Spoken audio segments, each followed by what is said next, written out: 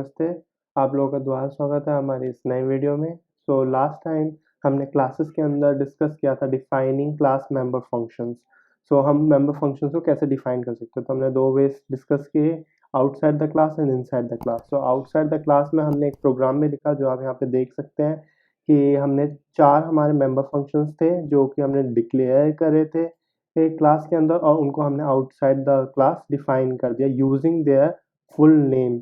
और full name का मतलब है क्लास नेम और scope resolution operator and the name of the function. ये होता है एक फंक्शन का फुल नेम। अब हमें जो डिस्कस करना है वो है इनसाइड द क्लास हम फंक्शन को कैसे डिक्लेयर कर सकते हैं। और आप यहाँ देख सकते हैं फंक्शंस आर इनलाइन, यहाँ ये पॉइंट लिखा हुआ है। इसका क्या मतलब है ये हम बाद में देखेंगे, पहले देखते हैं कि इनलाइन हम कैसे डिक्लेयर करते हैं। तो इनलाइन में डिफाइन करना बहुत इजी होता है मेंबर फंक्शंस को। उसमें कुछ नहीं करना है, सीधा ब्रेसेस लगा देने हैं और फिर यहीं पे अपनी डेफिनेशन लिख देनी है। ठीक है, दोनों आप देख सकते हैं, कंपेयर कर सकते हैं। यहाँ पर हमने तो आउटसाइड द किया था और यहाँ इनसाइड कर रहे हैं, तो क्लास के अंदर ही ब्रेसेस लगाने हैं और फिर डिफाइन डेफिनेशन लिख देनी है, और यहाँ पे सेमीकोलंस की ज़रूरत नहीं है एट द एंड। ओके, यही मैंने यहाँ पे सेम डेफिनेशन लिखी है, और ये मैंने तीनों या चारों फंक्शंस अपने डिक्लेयर करते हैं। प्राइवेट को प्राइवेट के स्कोप में रखा है, पब्लिक को पब्लिक के स्कोप में रखा है। आप समझ गए होंगे डिफाइनिंग करना एक फंक्शन की इनसाइड द क्लास ज़्यादा इजी है as compare to the outside the class, but it's come with its own repercussions. इसके अपने रेपोकेशंस भी हैं और फ़ायदे भी हैं इनफैक्ट। तो यहाँ पे हमने पॉइंट लिखा हुआ है कि फंक्शंस आर इनलाइन। इसका मतलब है जो हमारे फंक्शंस जो हम इनसाइड द क्लास डिक्लेयर करते हैं, डिफाइन करते हैं, वो हमारे होते हैं इनलाइन। जो भी हम function inside the class define करते हैं वो सारे फंक्शंस होते हैं हमारे इनलाइन। और इनलाइन फंक्शंस क्या होते हैं? इनलाइन फंक्शंस मैक्रोस की तरह ही होते हैं कुछ कुछ। अगर आपको मैक्रोस नहीं पता तो ऊपर आप आई बटन पे क्लिक कर सकते हैं और उस वीडियो को देखें और आपको मैक्रोस समझ आ जाएंगे। ठीक है, मैक्रोस या फिर इनलाइन फंक्शंस होते क्या हैं? इनलाइन फंक्शंस क्या होते हैं? जनरली जब भी कोई भी फंक्शन कॉल होता है तो क्या प्रोसेस होता है?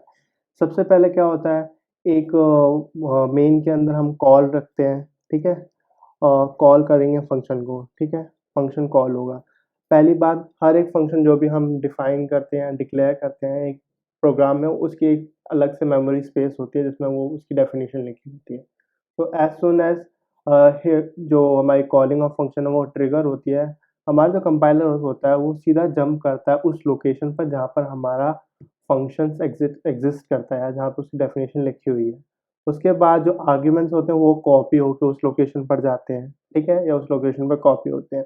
फिर हमारी डेफिनेशन रन होती है। उसके बाद जो रिटर्न टाइप होता है वो एक पर्टिकुलर जगह पे स्टोर होता है। यहाँ हम कह सकते हैं जो रिटर्न वैल्यू होती है वो एक पर्टिकुलर जगह पे स्टोर होती है, और फिर वो पर्टिकुलर जगह जो स्टोर होती है रिटर्न वैल्यू, फिर वो जाके यहाँ पर रिटर्न होती है, और फिर कंपाइलर दोबारा से यहीं यहीं ये अपनी मेमोरी लोकेशन पर आ जाता है जहाँ से उसने कॉल उठाई थी। ठीक है, तो ये सारी चीज़ें होती हैं और इस प्रोसेस को कहते हैं loading and unloading of functions. और जो इनलाइन फंक्शंस होते हैं अपने, वो क्या करते हैं कि जो डेफिनेशन पार्ट होती है, जो डेफिनेशन होती है एक फंक्शन की, वो उसको कॉल से रिप्लेस कर देते हैं। ठीक है, कि जहाँ पर कॉल किया है वहीं से रिप्लेस हो जाएगा। मतलब कि वो सीधा ये नहीं जाएंगे कि कॉल किया, कॉल से फिर वहाँ फंक्शन की डेफिनेशन रीड करी, फिर यहाँ से रिटर्न किया, ऐसा नहीं होगा।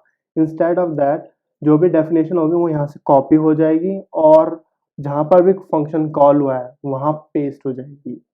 ठीक है, बट इससे ए प्रॉब्लम जनरेट हो सकती है अगर हमारा फंक्शन डेफिनेशन बहुत बड़ा है, तो जो हमारी मेमोरी होगी वो ज़्यादा कंज्यूम होगी इनलाइन फंक्शंस में, क्योंकि 3-4 बार अगर हम कॉपी करेंगे फंक्शन को तो वो मेमोरी स्पेस ज़्यादा खर्च होगी उसमें। ठीक है, तो हमें यहाँ पे देखना पड़ेगा कि हमें फास्टर ज़्यादा रखना है।